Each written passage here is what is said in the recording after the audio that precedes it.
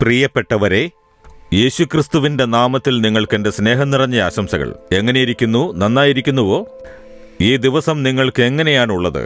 ഈ വർഷം തുടങ്ങി ഇത്രയും ദിവസം കടന്നു വന്നിരിക്കുന്നുവല്ലോ. ദൈവം വാക്ക് തന്നതുപോലെ നിങ്ങൾക്ക് ചെയ്തിട്ടുണ്ടോ? ഒന്ന് ചിന്തിച്ചു നോക്കൂ. ഞാൻ നിന്റെ അരികിൽ വന്ന് നിന്നെ അനുഗ്രഹിക്കും എന്ന് പറഞ്ഞു. അവൻ നിങ്ങളെ അനുഗ്രഹിച്ചിട്ടുണ്ടോ? ആത്മീയ ജീവിതത്തിലും ശരീരത്തിലും ലൗകിക ജീവിതത്തിലും ഇനിയും അനുഗ്രഹം കിട്ടിയിട്ടില്ലേ?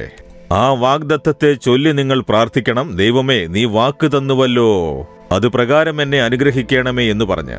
നിങ്ങൾ എവിടെയാണെങ്കിലും, ബിസിനസ്സിലാണെങ്കിൽ അവിടെ വന്ന് നിങ്ങളെ അനുഗ്രഹിക്കും. ഒരു ഓഫീസിൽ ജോലി ചെയ്യുകയാണെങ്കിൽ അവിടെ വന്ന് യഹോവ നിങ്ങളെ അനുഗ്രഹിക്കും. നിങ്ങളൊരു ഗ്രാമത്തിൽ ശുശ്രൂഷ ചെയ്യുകയാണെങ്കിൽ അവിടെ വന്ന് യഹോവ നിങ്ങളെ അനുഗ്രഹിക്കും. നിങ്ങൾ പഠിച്ചുകൊണ്ടിരിക്കുകയാണെങ്കിൽ അവിടെ വന്ന് നിങ്ങളെ അനുഗ്രഹിക്കും. അതായത് സകല കാര്യങ്ങളിലും ഞാൻ വന്ന് അനുഗ്രഹിക്കും എന്ന് പറഞ്ഞിരിക്കുന്നു. നിങ്ങളത് വിശ്വസിച്ച് പ്രാർത്ഥിച്ച് അത്ഭുതങ്ങളെ പ്രതീക്ഷിക്കണം. ശരി, ദൈവം തരുന്ന മറ്റൊരു പ്രധാനപ്പെട്ട അനുഗ്രഹം എന്താണെന്നറിയാമോ? ആവർത്തന പുസ്തകം 28 അധ്യായം 13 വാക്യം. യഹോവ നിന്നെ വാലല്ല തലയാക്കും, നീ ഉയർച്ച തന്നെ പ്രാപിക്കും, താഴ്ച പ്രാപിക്കുകയില്ല. ഇത് ദൈവത്തിന്റെ മഹത്തായ അനുഗ്രഹമാണ്. ദൈവം പറയുന്നത് ഇതാണ്: എന്റെ മകനെ, മകളെ, നീ വാലല്ല തലയാകും, താണുപോകാതെ ഉയരത്തിലാകും. തലയാണ് മുകളിലുള്ളത്, വാല് അടിയിലാണ് ഉണ്ടാവുക. നീ വാലായിരിക്കില്ല, അടിയിൽ ആയിരിക്കില്ല, ഉയർന്ന നിലയിലാവും എന്ന് ദൈവം അനുഗ്രഹിക്കുന്നു.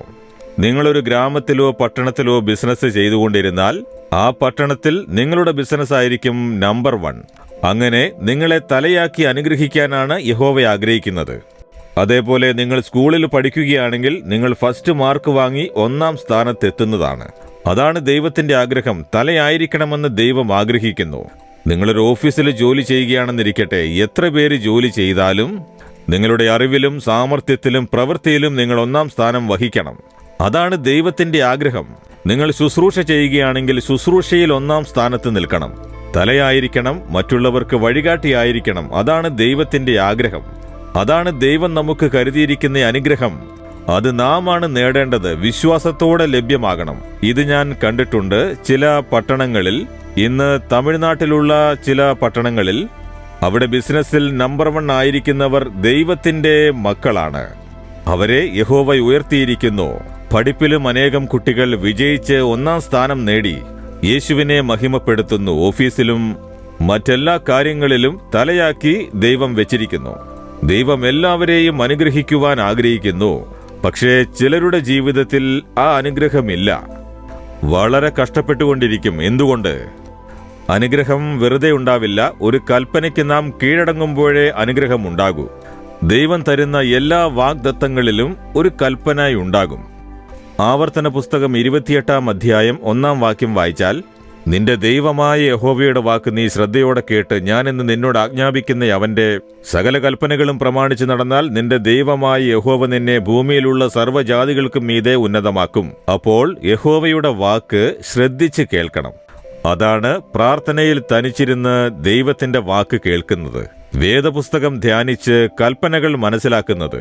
വേദവചനം വായിക്കുമ്പോൾ ആ കൽപ്പനകൾ ശ്രദ്ധിച്ച് കേട്ട് അതിന് കീഴടങ്ങുമ്പോൾ ഈ അനുഗ്രഹങ്ങൾ വരും. ഞാൻ ഭക്തിയുള്ളവനാണ്, പ്രാർത്ഥിക്കുന്നുണ്ട്, ഈ കൽപ്പനകൾ നിറവേറണമെന്നാൽ അത് നിറവേറില്ല.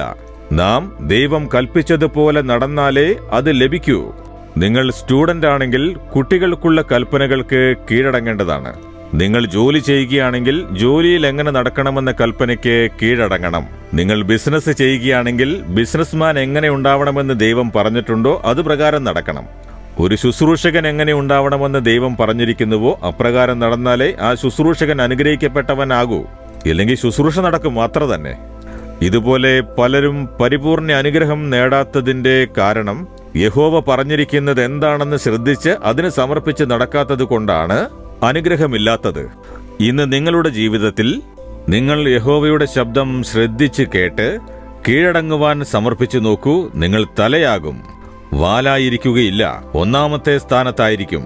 ഇപ്പോൾ ദൈവത്തോട് പറയൂ, ദൈവമേ, ഞാൻ നിന്റെ കൽപ്പനകൾക്ക് കീഴടങ്ങി നിന്റെ വാക്ക് പ്രകാരം പ്രവർത്തിക്കാൻ എന്നെ സമർപ്പിക്കുന്നു. എന്നോട് സംസാരിക്കണേ, വഴി നടത്തണേ. അങ്ങ് വാക്ക് തന്നതുപോലെ എന്നെ തലയാക്കി 1ാം സ്ഥാനത്താക്കി അനുഗ്രഹിക്കുമെന്ന് വിശ്വസിക്കുന്നു. യേശുവിന്റെ നാമത്തിൽ ആ അനുഗ്രഹത്തെ ഏറ്റുവാങ്ങുന്നു. ആമേൻ ആമേൻ.